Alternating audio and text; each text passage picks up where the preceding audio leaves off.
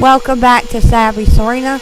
Today we're going to be installing carpet in our living room, but there was one thing we needed to do first, and that was vacuum the walls to get the dust and stuff off the walls before we brought all the furniture in.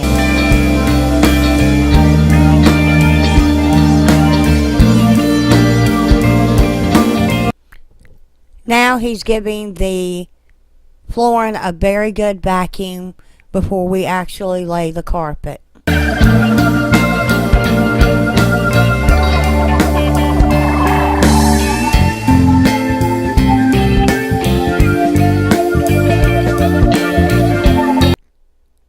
Now he's going across the floor and checking for any nails or anything that could possibly rip the carpet.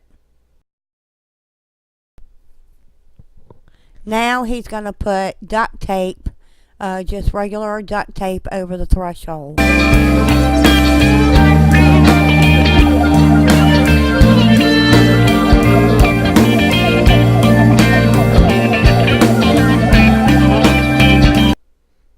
Now you want to remove any molding from the bottom, so that way you'll be able to put the carpet there.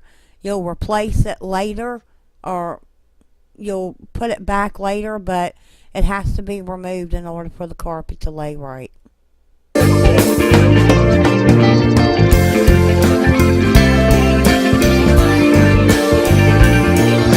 When he started pulling the molding off, I realized that there was dirt and grime, so I decided to vacuum that up so it would be a clean surface, or as clean as I could get it with the vacuum cleaner.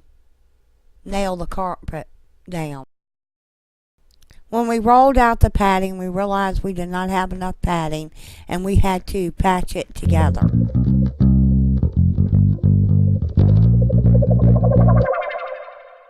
When my husband started laying the padding, we realized that we didn't have enough padding for the room, so my husband patched it together to make it work the best way we could.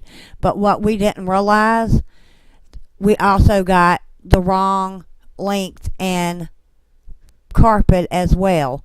My husband did not measure the room correctly, and it wasn't the right size. My camera ended up dying shortly after this, and we laid the carpet down and we realized it didn't work, and we had to take the carpet back.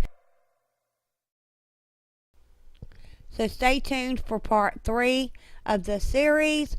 And do we get the carpet down? Y'all come back now. You hear?